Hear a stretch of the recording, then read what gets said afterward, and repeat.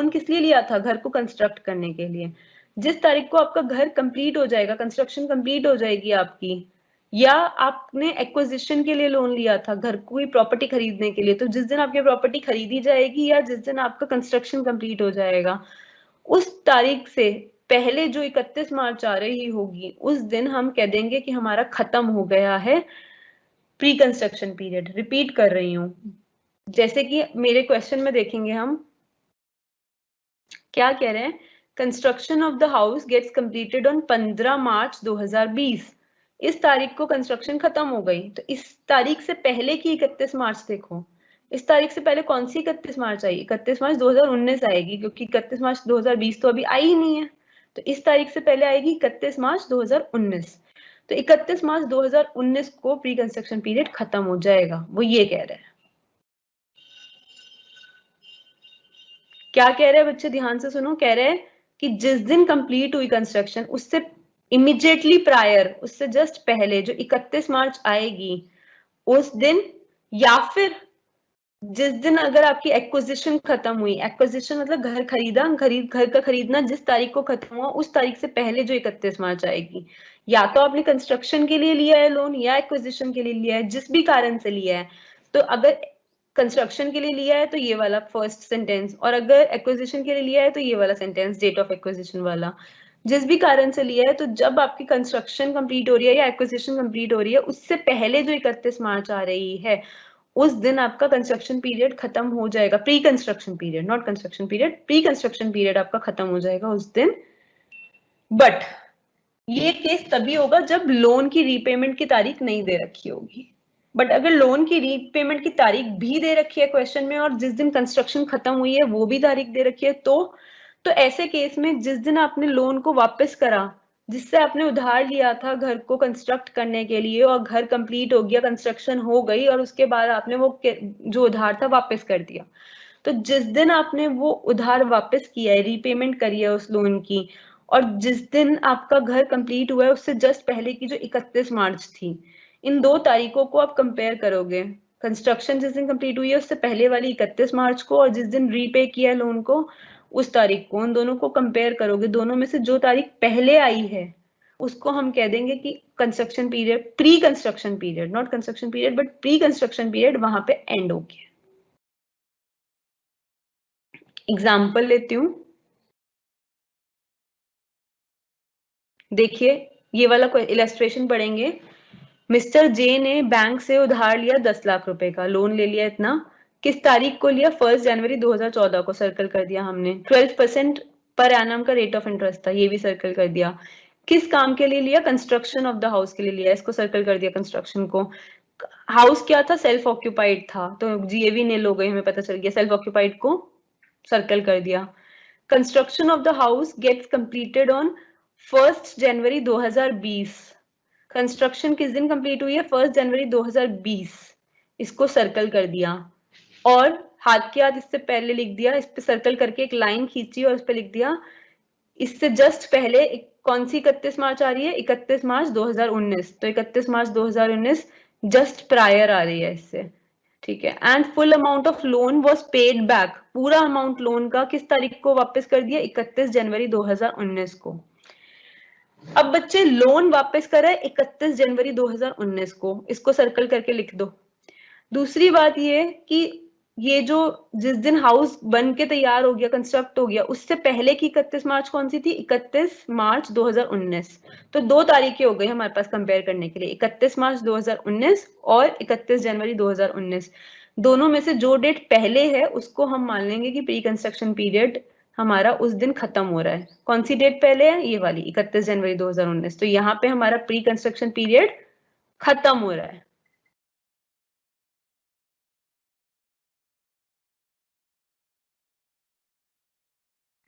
दोबारा पढ़ेंगे अब इस चीज को समझने के लिए। कहता है प्री कंस्ट्रक्शन पीरियड जो होता है वो स्टार्ट होता है उस दिन जिस दिन हमने लोन लिया था, अगर हमने लोन कंस्ट्रक्शन स्टार्ट करने के बाद लिया था, और या फिर शुरू होता है जिस दिन कंस्ट्रक्शन शुरू हुई है, अगर हमने लोन लिया था बिफोर स्टार्ट ऑफ कंस्ट्रक्शन। ये वाली बात आपको समझाई थी मैंने। बट अगर जिस दिन हमने लोन लिया और जिस दिन कंस्ट्रक्शन चालू करी दोनों सेम दिन थे, तो हम उसी डेट को मान लेंगे कि प्री कंस्ट्रक्शन पीरियड हमारा स्टार्ट हो गया। और एंड कब होगा प्री कंस्ट्रक्शन पीरियड? जिस दिन कंस्ट्रक्शन खत्म हुई है उससे पहले जो 31 मार्च आई थी उस दिन, या फिर जिस दिन हमने एक्वायर किया है, अगर एक्वायर का केस है, प्रॉपर्टी को एक्वायर किया उससे पहले जो 31 मार्च आई थी उस दिन, या फिर जिस दिन रीपेमेंट हुई है लोन की उस दिन। दोनों में से जो पहले आएगा, अर्लियर आएगा, उस दिन हमारा प्री कंस्ट्रक्शन पीरियड एंड हो जाएगा।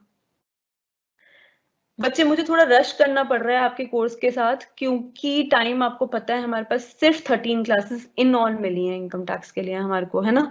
तो इतनी कम क्लासेस में हमें रश तो करना पड़ेगा।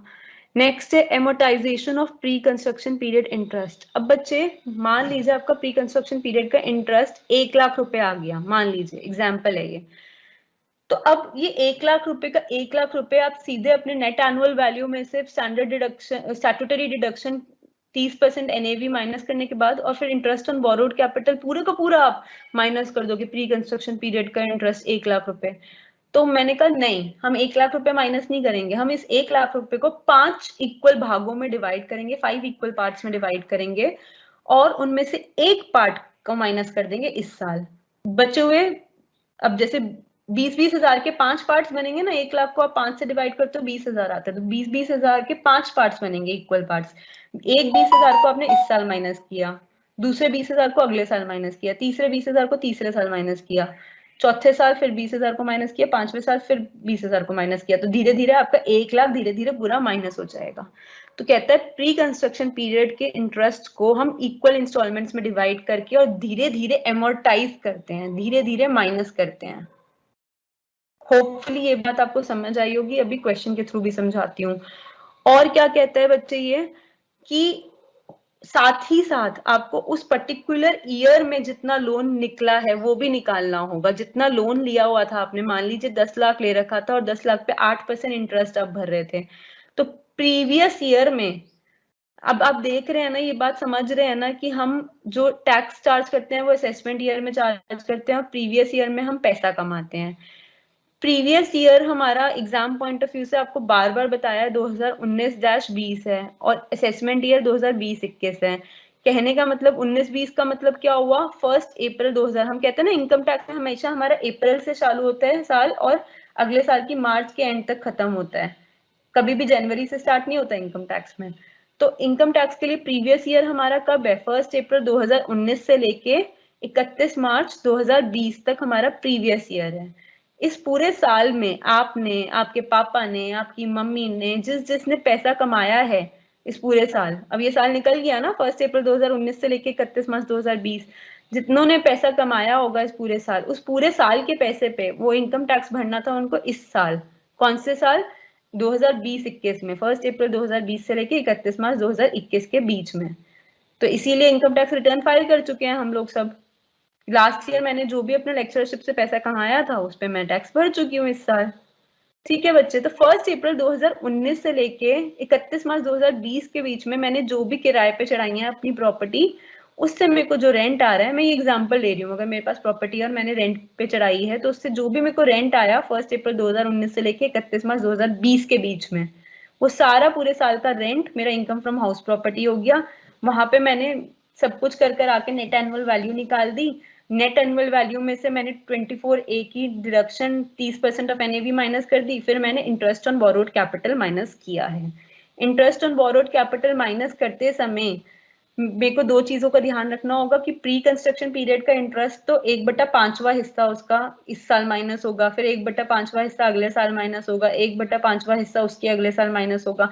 5 भागों में माइनस करेंगे प्री कंस्ट्रक्शन पीरियड इंटरेस्ट को। गवर्नमेंट कहती है इतना बड़ा इंटरेस्ट हम एक साथ माइनस नहीं करने देंगे। और साथ में इस पूरे साल भी जो मैंने उधारी ली थी, उधारी लेकर जो मैंने कंस्ट्रक्शन करी थी घर की, तो इस पूरे साल भी मेरे पास जो लोन रहा उस पे भी जो इंटरेस्ट होगा वो निकालूंगी। मान लीजिए 10 लाख का लोन लिया था, 8% इंटरेस्ट रेट है, तो 10 लाख का 8% निकाल लूंगी, और जितना आएगा वो मेरा इंटरेस्ट इस साल का इंटरेस्ट होगा, वो भी इस साल माइनस होगा, और प्री कंस्ट्रक्शन पीरियड का 1/5वां हिस्सा भी इस साल माइनस होगा। क्लियरली समझाती हूँ आपको।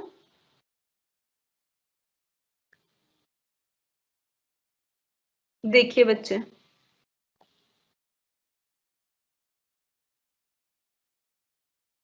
क्वेश्चन ये वाला आपके साथ रीड किया था मैंने। मिस्टर जे ने लोन लिया बैंक से 10 लाख का, हमने सर्कल कर दिया। 1 जनवरी 2014 को लिया, डेट सर्कल कर दी। 8% इंटरेस्ट पे लिया, सर्कल कर दिया। कंस्ट्रक्शन के लिए लिया, सर्कल कर दिया। सेल्फ ऑक्यूपाइड था घर, सर्कल कर दिया। कंस्ट्रक्शन कंप्लीट हो गई 15 मार्च 2020 को, सर्कल कर दिया। कहते हैं कंप्यूट करो deduction allowed under section 24B। कहते हैं नेट एनुअल वैल्यू जब आपकी आ जाएगी, उसमें से जब आप 30% ऑफ NAV माइनस कर दोगे, जिसको हम 24A की डिडक्शन बोलते हैं, तो दूसरी डिडक्शन जो माइनस होगी वो होगी इंटरेस्ट ऑन बोरोड कैपिटल। वो होती है 24B की डिडक्शन। तो कहता है इंटरेस्ट ऑन बोरोड कैपिटल की कैलकुलेशन करो कि कितनी माइनस होगी। असेसमेंट ईयर एग्जाम के लिए हमेशा ये रहेगा 2020-21, प्रीवियस ईयर 2019-20 रहेगा एग्जाम के लिए हमेशा हमेशा। तो ऐसे केस में इंटरेस्ट ऑन बोरोड कैपिटल कैसे निकलेगा बच्चे? प्री कंस्ट्रक्शन पीरियड जो है हमारा, वो है हमारा 1 जनवरी 2014 से स्टार्ट हुआ है। कैसे? मैंने आपको बोला था, याद करो, मैंने आपसे बोला था कि प्री कंस्ट्रक्शन पीरियड कब शुरू होता है? पीरियड स्टार्ट होता है जिस दिन हम लोन लेते हैं, या तो उस दिन चालू हो जाता है, या जिस दिन कंस्ट्रक्शन चालू करते हैं उस दिन चालू हो जाता है। कंडीशन क्या थी? वो था। तो अब ये बताओ लोन कब लिया और कंस्ट्रक्शन कब चालू करी? तो आप कहोगे मैम लोन तो इस तारीख को लिया है 1 जनवरी 2014 को, और कंस्ट्रक्शन कब चालू करी ये दे नहीं रखा क्वेश्चन में। इसका मतलब ये है कि कंस्ट्रक्शन भी उसी दिन चालू करी है जिस दिन लोन लिया है। तो दोनों की कॉमन डेट है, तो मैंने कहा था ना कि इसी तारीख को हम मानेंगे हमारा प्री कंस्ट्रक्शन पीरियड इस तारीख को शुरू हुआ है। तो हमने यहाँ पे लिख दिया प्री कंस्ट्रक्शन पीरियड इस तारीख को चालू हुआ है। अभी खत्म कब होगा प्री कंस्ट्रक्शन पीरियड? मैंने आपको बताया था, क्या बताया था, कि जिस तारीख को कंस्ट्रक्शन खत्म होती है उससे पहले वाली 31 मार्च। देख लो, इस तारीख को कंस्ट्रक्शन खत्म हो गई घर की, इससे पहले 31 मार्च कौन सी आई थी? 31 मार्च 2019। तो मैंने कहा था कि जिस तारीख को कंस्ट्रक्शन खत्म होती है उससे पहले जो 31 मार्च आती है, या तो उस दिन हमारा मानते हैं कि प्री कंस्ट्रक्शन पीरियड खत्म हुआ है, या फिर जिस दिन हमने रीपेमेंट कर दी लोन की उस दिन। दोनों में से डेट में से जो पहले डेट आएगी। अब रीपेमेंट ऑफ लोन की बात करी है इसने? उधार अपना उतार दिया? नहीं उतारा, इसने रीपेमेंट करी नहीं है लोन की। तो ऐसे केस में जब रीपेमेंट की बात नहीं हुई, तो जिस दिन कंस्ट्रक्शन खत्म हुई है उससे पहले जो 31 मार्च थी, वो डेट जो होगी उस दिन तक हमारा प्री कंस्ट्रक्शन पीरियड का इंटरेस्ट हम कैलकुलेट करेंगे। तो क्या थी? 15 मार्च 2020 से पहले 31 मार्च आई थी, 31 मार्च 2019 तब तक हमारा प्री कंस्ट्रक्शन पीरियड चलेगा। शुरू हुआ था जिस दिन हमने लोन लिया था 1 जनवरी 2014 को, कब तक चला? 31 मार्च 2019 तक चला। इस डेट को जब कंस्ट्रक्शन खत्म हुई है उससे पहले वाली 31 मार्च तक चला है।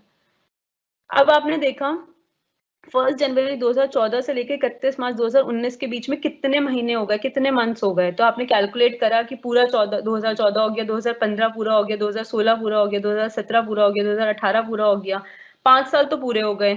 और 2019 में 3 महीने, जनवरी फरवरी मार्च, तो 5 साल, एक साल में 12 महीने होते हैं। 5 साल में कितने महीने होंगे? 12 महीने इंटू 5 साल, 60 महीने, 60 मंथ्स। और 2019 में 3 महीने, तो 60 मंथ्स प्लस 3 मंथ, 63 मंथ्स तो हमारा ये प्री कंस्ट्रक्शन पीरियड आ गया। अब इसका इंटरेस्ट कैलकुलेट करना है बच्चे। कैलकुलेट इंटरेस्ट कैसे होता है इसका? कि सबसे पहले लिखो कि कितना पैसा उधार लिया था। 10 लाख रुपए उधार लिया था, लिख दिया। इनटू रेट ऑफ इंटरेस्ट क्या था? 8%, 8% लिख दिया। Into time period, time period कितना था? 63 मंथ्स, 63 मंथ्स लिख दिया। बट क्योंकि ये ईयर में लेना है हमारे को, तो डिवाइडेड बाय 12 कर दिया, तो 63/12 ईयर हो गया। बच्चे ये क्या है? हमारा फॉर्मूला है ना, कैसे निकालते हैं इंटरेस्ट को? Principal into rate percent into time period, PRT, ऐसे ही निकालते थे ना हम, बचपन से यही सीखते आ रहे हैं मैथ्स में इंटरेस्ट निकालने का तरीका। तो ऐसा करने से हमारा प्री कंस्ट्रक्शन पीरियड का इंटरेस्ट आया 4,20,000। अब बच्चे मैंने आपको बताया था जितना भी इंटरेस्ट आएगा उसको हम 5 इक्वल पार्ट्स में डिवाइड कर देंगे, डिवाइडेड बाय 5 करके 5 इक्वल भागों में डिवाइड कर देंगे, और उसमें से 1/5वां हिस्सा, मतलब जो 5 से डिवाइड करके एक हिस्सा आएगा उस हिस्से को इस साल माइनस करेंगे। ऐसे ही 1/5वां हिस्सा अगले साल माइनस करेंगे, फिर उसके अगले साल, फिर उसके अगले साल, और फिर उसके अगले साल। 5 सालों तक 1/5वां हिस्सा माइनस करते रहेंगे। तो जो डिवाइड करके 5 से आएगा उतनी अमाउंट हर साल माइनस करेंगे। तो इसका 1/5वां हिस्सा 4,20,000 का कितना निकल के आया? 84,000। उसको हम इस साल माइनस करेंगे, प्रीवियस ईयर में माइनस करेंगे। अब बच्चे प्रीवियस ईयर के लिए प्री कंस्ट्रक्शन पीरियड इंटरेस्ट तो ये आ गया, but pre construction period interest हमारा कब खत्म हो रहा है? 31 मार्च 2019 को। और उसके बाद हमारा प्रीवियस ईयर शुरू हो रहा है, कौन सा? 1 अप्रैल 2019। और 2019 से लेके 31 मार्च 2020 तक हमारा प्रीवियस ईयर है। अब इस प्रीवियस ईयर में भी हमने अभी लोन तो उतारा नहीं है, तो ये 10 लाख लोन हमारे पास इस प्रीवियस ईयर में भी था, तो प्रीवियस ईयर में भी हमने इंटरेस्ट पे किया होगा। कितना पे किया होगा? तो principal into rate percent into time period. Principal कितना? 10 लाख। रेट परसेंट कितना? 8%। टाइम पीरियड पूरे 1 साल का कितना होगा? इंटू 1। टाइम पीरियड के लिए इंटू 1 करेंगे, 1 ईयर। पूरे साल का कितना इंटरेस्ट आ गया? 80,000 रुपीज। ये भी माइनस करेंगे तो 84,000 रुपीज भी माइनस करेंगे, जो कि 1/5वां हिस्सा था प्री कंस्ट्रक्शन पीरियड इंटरेस्ट का, और ये पूरे साल का जो करंट ईयर का इंटरेस्ट है। अच्छा बच्चे, यहाँ पे ये ईयर गलत लिखा हुआ है, 2018-19 नहीं, 2019-20 है हमारा करंट ईयर। प्रीवियस ईयर है, प्रीवियस ईयर कौन सा है? 2019-20। ये गलती से मिस प्रिंटिंग है बुक में। तो यहाँ पर 80, ये बुक आपकी वाली बुक नहीं है, कोई और बुक है ये। तो अब यहाँ पे 80,000 हमारा आ गया। 84,000 और 80,000 दोनों हमारे इंटरेस्ट हैं, प्री कंस्ट्रक्शन पीरियड का 1/5वां हिस्सा और इस साल का करंट ईयर का इंटरेस्ट, प्रीवियस ईयर का इंटरेस्ट। इन दोनों इंटरेस्ट को हम इस साल माइनस करेंगे। पहले नेट एनुअल वैल्यू निकालेंगे, उसमें से 30% ऑफ एनएवी माइनस करेंगे, जिसे हम कहेंगे स्टैट्यूटरी डिडक्शन। और फिर हम माइनस करेंगे दूसरी चीज, इंटरेस्ट ऑन बोरोड कैपिटल। वो कितना आएगा? 84,000 प्लस 80,000। कितना आ गया टोटल इंटरेस्ट? आ गया 84,000 प्लस 80,000, 1,64,000। ओके। अब ये पूरा का पूरा 1,64,000 माइनस कर दें क्या? तो आप कहोगे नो मैम, लिमिट चेक करो पहले कि इसमें कोई लिमिट लग रही है क्या अभी। तो मैंने कहा कि लिमिट सिर्फ तब लगती है अगर ग्रॉस एनुअल वैल्यू निल होती है। अगर निल नहीं होती तो लिमिट नहीं लगती। तो अब बताओ ग्रॉस एनुअल वैल्यू निल है क्या? तो आपने कहा बिल्कुल मैम निल है। आपने कहा देखो हाउस तो सेल्फ ऑक्यूपाइड है। सेल्फ ऑक्यूपाइड है मतलब कोई रेंट नहीं आया पूरे साल, कोई रेंट नहीं आया, तो ग्रॉस एनुअल वैल्यू जो होगी वो ऑब्वियसली जीरो होगी। ग्रॉस एनुअल वैल्यू का मतलब ही यही होता है इतना रेंट उसको पूरे साल में मिला प्रॉपर्टी से, तो जीरो। जीरो आ गया। मतलब ग्रॉस एनुअल वैल्यू कैसे निकालते हैं आपको पता है। एक्चुअल रेंट जो होता है वो अलग चीज होती है, एक्सपेक्टेड रेंट अलग चीज होती है। एक्सपेक्टेड रेंट वो होता है जो इनकम टैक्स अथॉरिटीज एक्सपेक्ट कर रही हैं आपको प्रॉपर्टी से मिल रहा होगा। एक्सपेक्टेड रेंट एक्चुअल रेंट को कंपेयर करके हम ग्रॉस एनुअल वैल्यू निकालते हैं। उसमें से म्यूनिसिपल टैक्सेस जो पेड होते हैं उसको माइनस करते हैं, फिर नेट एनुअल वैल्यू आता है। अब बच्चे जो भी घर सेल्फ ऑक्यूपाइड होता है उसकी ग्रॉस एनुअल वैल्यू निल होती है, जीरो होती है। अब जब निल होती है तो ऐसे केस में हमेशा जो इंटरेस्ट माइनस होता है उस पर लिमिट लग जाती है। तो लिमिट कितनी होती है? या तो 30,000 लगती है या 2 लाख लगती है पूरे साल में। बट वो डिपेंड किस केस में करती है? केस डिपेंड करती है कि किस तारीख को बोरो किया है। 1 अप्रैल 1999 से पहले अगर बोरो किया है तो 30,000 लिमिट है। तो देखो तारीख क्या है, 1 अप्रैल 2014 को बोरो किया है उसने लोन बैंक से, तो इसका मतलब 1 अप्रैल 1999 के बाद वाला केस है ये।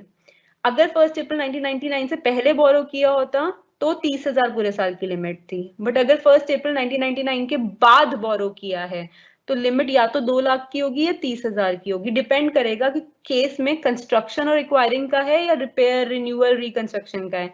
तो आपने कहा कंस्ट्रक्शन के लिए बाय किया है लोन, लोन लिया है कंस्ट्रक्शन के लिए, तो आप इसका मतलब पता है क्या हो गया? इसका मतलब हो गया, आप ध्यान से देखेंगे इस टेबल में, इसका मतलब हो गया ये वाला केस तो नहीं लगेगा। 1 अप्रैल 1999 से पहले नहीं लिया है लोन, बाद में लिया है ना। 1 जनवरी 2014 को लोन लिया है, तो ये वाली तारीख से पहले तो लिया नहीं है, इसको तो काट दिया हमने मन में। अब इन दोनों में से चेक करो किस में फॉल करेगा। आपने कहा मैम कंस्ट्रक्शन के लिए लिया है, तो मैंने कहा फिर इसका मतलब रिपेयर रिन्यूअल रिकंस्ट्रक्शन के लिए नहीं लिया, तो ये वाला भी काट दो। मतलब 30,000 वाला, ये वाले केसेस तो कट गए दोनों। अब ये वाला केस रह गया। अब इसमें या तो 2 लाख लिमिट होगी या 30,000 होगी, डिपेंड करेगा। अगर 5 साल के विद इन कंस्ट्रक्शन हो गई तो 2 लाख लिमिट होगी, वरना 30,000 होगी। तो चलिए चेक करते हैं। तो कहता है कि चेक करो कि जिस साल आपका, क्या कहता है, applicable only when construction gets completed within 5 years from end of the financial year in which loan has been taken. उधार जिस साल लिया था उसका एंड डेट देखो, वहां से चेक करो 5 साल के अंदर कंस्ट्रक्शन खत्म हुई है कि नहीं खत्म हुई। चलो देखते हैं बच्चे, अपने क्वेश्चन में हम देखेंगे। हमारे क्वेश्चन में हमें चेक करना है 2 लाख की लिमिट लगाएं कि 30,000 की। तो हमने देखा, हमने उधार लिया था 1 जनवरी 2014 को लोन लिया था। ये साल इसका कब खत्म हो रहा है? ये वाला साल जिस साल में इसने लोन लिया है वो साल खत्म हो रहा है 31 मार्च 2014 को। उस जिस साल आपका खत्म हो रहा है, मतलब end of the date financial year की, वो है 31 मार्च 2014। उसके जस्ट अगला दिन मान लीजिए 1 अप्रैल 2014। 1 अप्रैल 2014 से 5 साल कैलकुलेट करेंगे। 1 अप्रैल 2014 से 14-15, 15-16, 16-17, 17-18, 18-19, तो 31 मार्च 2019 तक पूरे 5 साल हो जाएंगे। 31 मार्च 2019 तक अगर ये घर बनके तैयार हो गया है तो यहाँ पे मैक्सिमम लिमिट आएगी 3 लाख की, और अगर नहीं हुआ है तो लिमिट आएगी 30,000 की। तो देखिए घर बनके तैयार हुआ है 15 मार्च 2020 को, मतलब 31 मार्च 2019 तक ये नहीं बना, 5 साल के विद इन नहीं बना। जिस तारीख को लोन लिया था उस तारीख से देखेंगे कि वो साल कब खत्म हो रहा है, जिस तारीख पे लोन लिया था वो साल कब खत्म हो रहा है वो देखेंगे। 31 मार्च 2014 को खत्म हो रहा था। 31 मार्च 2014 को वो खत्म हो रहा था। वहां जब वो खत्म हो रहा था उस तारीख के अगले दिन से लेकर 5 साल तक कैलकुलेट किया कि टाइम पीरियड की विद इन 5 ईयर्स खत्म हो रही है कंस्ट्रक्शन, घर बन के तैयार हो रहा है विद इन 5 ईयर्स। तो वो डेट खत्म हो रही थी 31 मार्च 2019 को। वहां तक कंस्ट्रक्शन होके खत्म नहीं हुआ बच्चे, कंस्ट्रक्शन खत्म हुई 15 मार्च 2020 को। क्योंकि ऐसा हुआ बच्चे, तो इसीलिए हम कहते हैं कि ये जो केस है हमारा, ये हमारा 2 लाख लिमिट वाला केस नहीं बन पाया क्योंकि 5 साल के अंदर कंस्ट्रक्शन कंप्लीट नहीं हुई। तो इसलिए अब लिमिट घटकर कितनी हो गई, 30,000।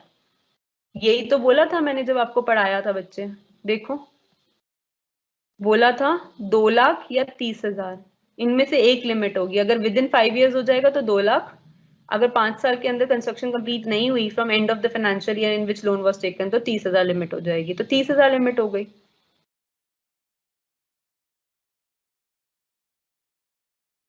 ठीक है, यहाँ पे 30,000 लिमिट हो गई। तो अब 1,64,000 हमारा इंटरेस्ट निकल के आया था माइनस करने वाला पूरे साल में, बट लिमिट लग गई 30,000 की। तो दोनों में से जो छोटा पॉइंट है वो हम माइनस करेंगे। दोनों में से छोटा पॉइंट कौन सा है, कह रहे deduction of interest shall be lower of actual interest and maximum limit of 30,000। तो दोनों में से छोटा पॉइंट कौन सा आ रहा है, 30,000। तो 30,000 माइनस होगा, तो 30,000 हम माइनस कर देंगे। लिखा हुआ deduction under section 24B shell be 30,000। मैंने जैसा कि आपको बताया था बच्चे, अब इस केस में क्या लगा था, यही वाला केस लगा था। सबसे ज्यादा इंपॉर्टेंट आपको ये वाला केस है, सेकंड नंबर पे इंपॉर्टेंट ये वाला केस है, थर्ड नंबर पे इंपॉर्टेंट ये वाला केस है।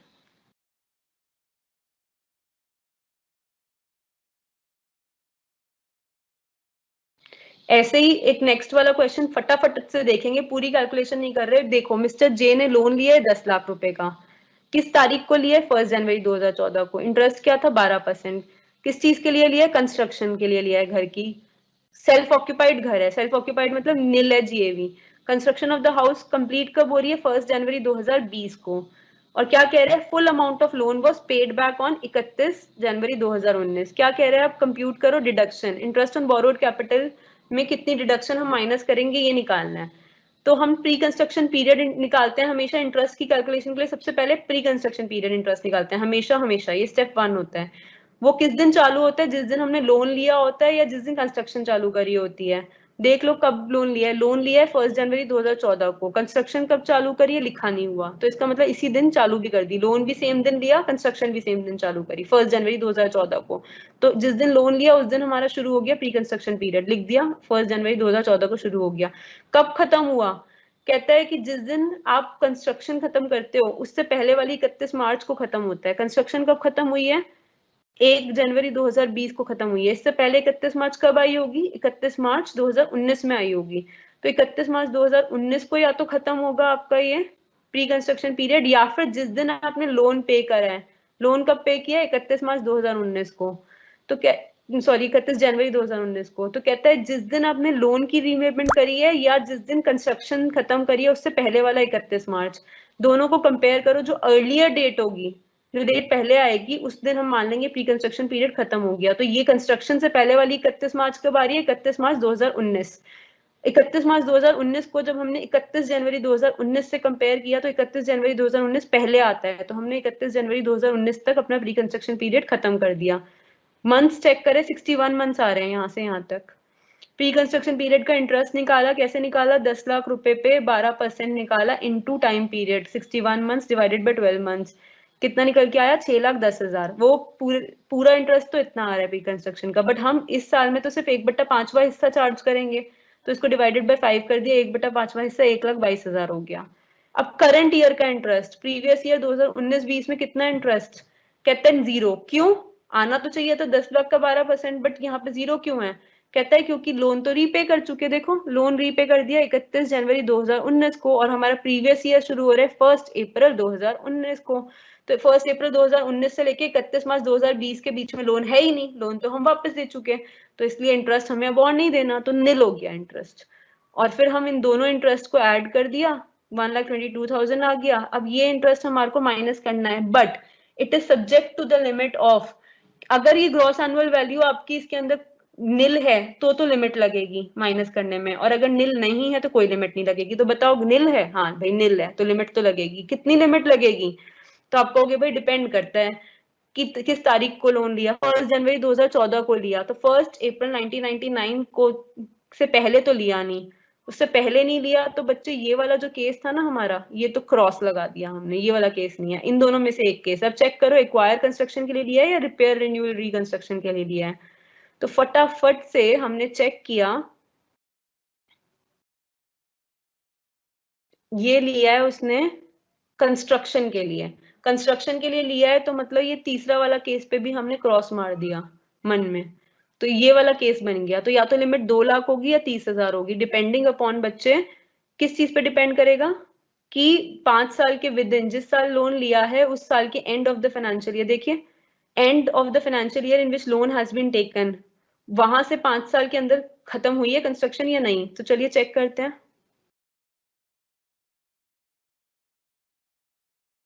इसने लोन लिया है 1 जनवरी 2014 को, ये साल कब खत्म हो रहा है? 31 मार्च 2014 को। 31 मार्च 2014 का अगला दिन मतलब 1 अप्रैल 2014, वहां से 5 साल गिनो, 14 15 15 16 16 17 17 18 18 19, मतलब 31 मार्च 2019 को खत्म हो रहा है। 31 मार्च 2019 तक अगर कंस्ट्रक्शन खत्म हो गई है तो लिमिट 2 लाख है। तो कहता है कंस्ट्रक्शन खत्म हुई है 1 जनवरी 2020 को, मतलब उस दिन तक खत्म नहीं हुई, तो इसका मतलब लिमिट 2 लाख की तो नहीं है। फिर कितने की है? कम होके कितनी हो गई? 30,000 हो गई लिमिट। अब इन दोनों पॉइंट्स में से जो छोटा होता है वो हमारी डिडक्शन ऑफ इंटरेस्ट होता है, तो इन दोनों में से छोटा कौन सा है? 30,000। तो 30,000 हम माइनस करेंगे इंटरेस्ट। देखो deduction under section 24 B shall be 30,000। तो बच्चे ये नहीं कहूंगी कि हाउस प्रॉपर्टी पूरा करा दिया है आपको, अभी भी काफी सारी चीजें ऐसी होंगी, डेफिनेटली हैं, इनफैक्ट काफी सारी चीजें ऐसी हैं जो नहीं करा पाई हूँ आपको क्लास में, वो आपको खुद पढ़ना है। मेरे पे रिलाई करके आप बिल्कुल नहीं जाना, ठीक है? आपको खुद पढ़ना है, काफी चीजें मिसिंग है अभी जो हमने नहीं पढ़ाई है, आपको खुद पढ़नी है, बट जितना मैं मैक्सिमम कवर करा सकती थी आपको मैंने कवर कराया है। अब ये आपका एग्जाम में आया हुआ क्वेश्चन है, वो डिस्कस करने का मेरे पास टाइम नहीं रहा है।